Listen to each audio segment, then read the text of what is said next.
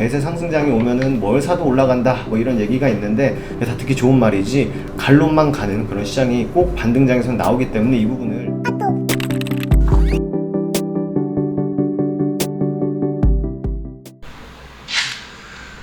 반갑습니다. 한국경제TV 차현도입니다. 이번에 같이 볼 종목 LIG 넥스원입니다. LIG 넥스원이 최근 뭐 뉴스거리나 이런 걸 검색을 해도 딱 그 LIG 넥스원에 해당되는 뉴스가 많이 없었는데, 역시나 이번에도 뭐 전체 방산업계를 다 포괄하는 그런 뉴스들이 좀 있습니다. 그래서 일단은 요거에 대해서 뭐 다 아시겠지만 폴란드 지금 어쨌거나 이 방산 섹터가 이 시장에서 좀 버티고 있던 이유도 여기에 포커스가 많이 맞춰져 있었거든요. 폴란드. 그리고 정부 그 대통령님께서 나토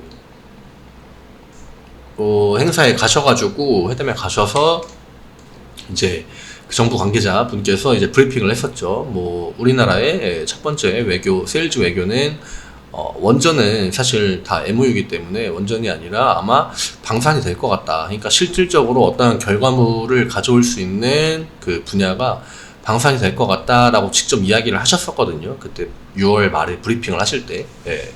무기 수출 가시화. 물론 어떤 무기를 폴란드가 수입을 하게 될지는 아직까지 잘 모르겠습니다만 뭐 외연 확장 기대감. 일단 많이 좀 탈락을 했습니다. 방산업계 종목들이 맨 처음에는 다 좋은 흐름을 보여주는 그 추세가 있었는데, 뭐 하나 에어로스페이스나 뭐 하나 시스템이나 이런 종목들은 지금 다 주가가 이미 평소 구간보다 많이 밑으로 밀려나는 상태에 있기 때문에 지금 살아남은 방산 종목이라고 한다면, 그러니까 추세를 완전하게 무너뜨리지 않고 버티고 있는 거는 이제 한국항공우주 대장주였죠. 그 다음에 LIG 넥스원, 그리고 현대로템은 살짝 애매하긴 합니다. 물론 주가가 무너지진 않았지만 최근에 추세를 어느 정도 반납한 딱 뭐 이런 위치라고 해야겠죠. 올라갔다가 반납한 그런 구간에 머물러 주고 있는데, 그래서 후보로 보는 거는 저는 일단 요 세 개일 것 같습니다. 한국항공우주, LIG 넥스원, 뭐 그 다음에 현대로템, 그리고 K9 같은 경우에는 물론 이게 제일 잘 나가는 어떻게 보면은 그 방산 쪽에서의 효자 상품이긴 합니다만, 이전에 폴란드에서 이 궤도를 가져다가 이미 그 위쪽에 자주포를 결합을 해서 쓰고 있는 부분이 있어서 요거까지는 어떻게 될지 모르겠습니다. 그리고 주가가 이 K9 관련주들이 상태가 그렇게 좋아 보이진 않습니다. 물론 K9 진짜 수출해가지고 주가가 밑에서 다시 올라올 수도 있겠지만, 현재 주가 흐름만 본다고 하면은 제가 말씀드린 그 세 종목 중에서 아마 좀 결과가 나오지 않을까 이렇게 좀 보고 있고요. 나와 있죠. 정부가 폴란드 정부와 회동을 잇따라서 강행을 하고 있다고 합니다. 지난번에 29일에 방산 문제 논의하고 5일 방산업계에 따르면은 산업통상자원부 장관이 폴란드로 가셨답니다. 폴란드로 가서 안나 모스크바 기후환경부 장관과 그 다음에 하원 부의장 등을 만나 원전, 방산, 첨단 산업 등의 분야에서 양국 간 포괄적 협력 방안을 논의했다고 합니다. 아마 어떤 목적이 있으니까 가셨겠죠. 그리고 그때 분명히 29일에 아무것도 없을 것 같진 않아요. 뭐라도 하긴 했을 것 같은데, 그게 지금 다 서로 주주분들 입장에서는 우리 회사가 좀 더 가능성이 높았으면 좋겠다, 우리 회사에서 수출했으면 좋겠다, 이런 상황일 거라고 봅니다. 지금 나쁘진 않아요. 분위기는 나쁜 것 같진 않고, 폴란드는 한국 및 원전 방산 수출 대상, 근데 원전은 다 MOU라고 나왔기 때문에 그냥 양해 각서 체결 정도로 끝났습니다. 그럼 결국 남은 거는 방산 수출인데, 러시아, 인자판, 폴란드, 이거는 늘 제가 말씀드리는 이야기죠. FA50 전투기, K2 전차, 뭐 K9 자주포, 이런 식으로 나와 있고, 폴란드는 현대로템의 전차 K2와 K2PL MBT, 하나 디펜스, 레드불 K9 샤시. K9 샤시라고 하는 거는 사실 그냥 차체 같은 쪽인데, 일단 여기에는 뭐 LIG 넥스원에 직접적으로 이름이 거론되어 있지 않습니다만, 사실 LIG 넥스원 같은 경우는 이제 다른 거 같이 수출할 때 뭐 비오 복합이라든지 이런 것만 팔아도 이게 LIG 넥스원에 제품이 들어가기 때문에 폴란드 쪽에서 좀 다방면으로 무기를 구매해줬으면 좋겠습니다. 그냥 단순하게, 물론 제가 알기로 전차가 제일 급한 걸로 알고 있어요. 전차나 뭐 자주포, 후병 쪽이 조금 공백이 생긴 걸로 알고 있는데, 일단 방어용에는 사실 미사일이죠. 네, 미사일이고 물론 포병도 좋긴 하겠습니다만, 네, 그래서 좀 기다려 보다 보면은 괜찮은 뉴스들이 들리지 않을까. 그리고 이렇게 질질질질 오래 끄는 거 보면은 꽤나 좀 대규모로 예상되지 않을까. 그리고 폴란드가 이게 그 폴란드로 수출을 하는 게 폴란드에서 끝나는 게 아니라 이 주변국으로부터 이 활로 수출 활로를 또 뚫어줄 수 있는, 전부 지금 다 북유럽 일부랑 동유럽의 이 북쪽에 가까운 이쪽에만 다 수출이 돼 있거든요. 그 다음에 남쪽으로 가면 이제 터키 있고, 그 다음에 밑에 뭐 이집트 이런 식으로 가 있는데, 이쪽 동부와 이 중부 유럽, 물론 뭐 독일이랑 뭐 프랑스 이런 데서 수입을 하진 않겠지만 자체적으로 무기 만드는 것들이 다 그쪽도 퀄리티가 좋죠. 하지만 이쪽 폴란드나 이쪽 동유럽에서 중부로 들어가는 입구에 있는 나라들, 동남부 이쪽에 있는 국가들의 저는 주 판매처가 되지 않을까 이렇게 생각하고 있습니다. 주가 한번 볼게요.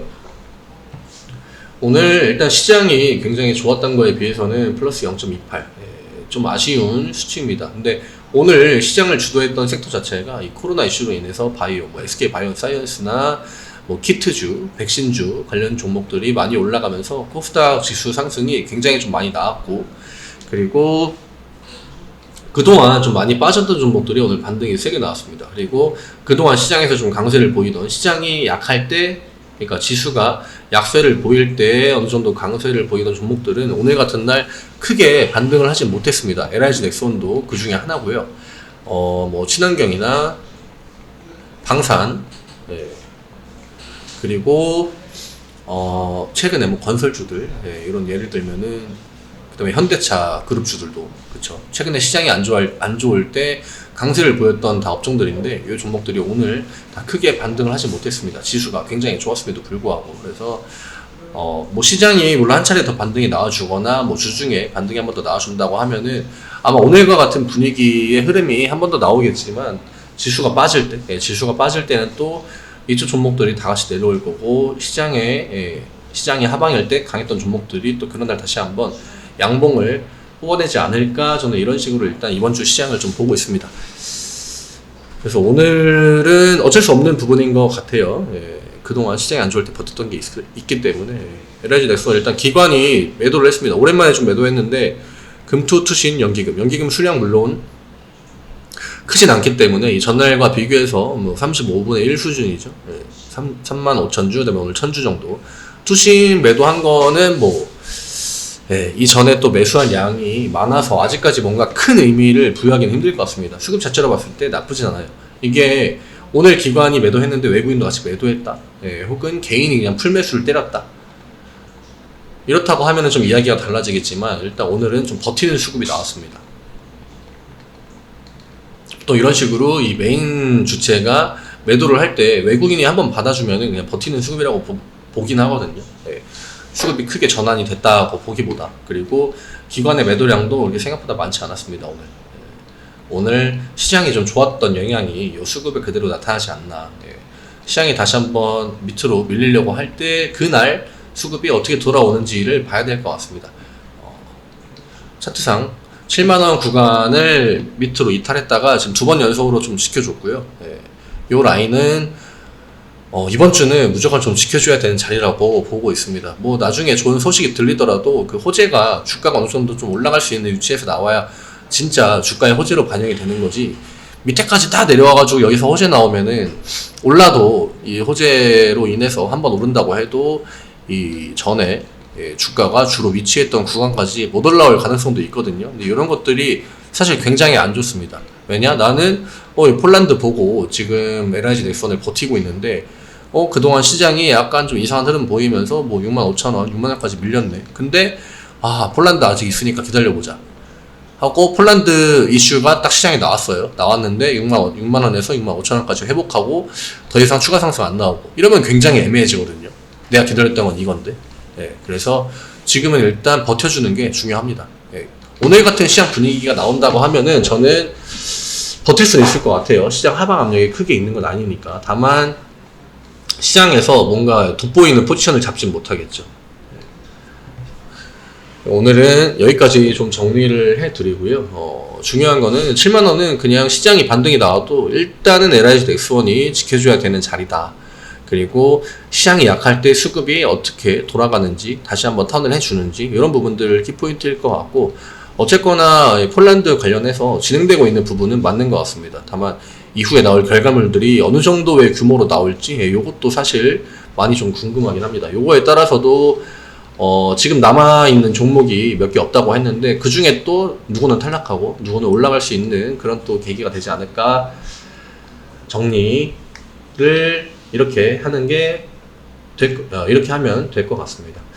네, 오늘 영상은 여기에서 마무리를 하겠고요. 오늘 시장 대비 LIG 넥스원이 좀 지지부진한 모습 보여줬기 때문에 많이 좀 실망하신 분들도 계시겠지만, 그래도 저는 오늘 그냥 버텨준 것만으로도 괜찮다고 봅니다. 네, 오전에 마이너스가 굉장히 크게 나왔었는데 요것들을 다 회복을 하고 아랫꼬리를 달면서 말아 올렸거든요. 네, 그리고 7만원도 지켜줬죠. 네, 요거에 좀 포커스를 맞추셔가지고 밑으로 빠졌는데 뭐 마이너스 2% 3%만큼 다시 한번 회복을 해줬다. 네, 이렇게 보시면 될 것 같습니다. 카카오톡 아이디 HERB2019 아래쪽에 보이시는 HERB2019로 편하게 문의 주셔서 뭐 LIG 넥스원이든 혹은 뭐 무료 체험 관련 이벤트든 주식 전반적인 문의사항 전부 다 이쪽으로 문의 주시면 저희가 성실하게 답변 드리고 있습니다. 내일 이 시간에 또 인사드리도록 하겠습니다. 감사합니다.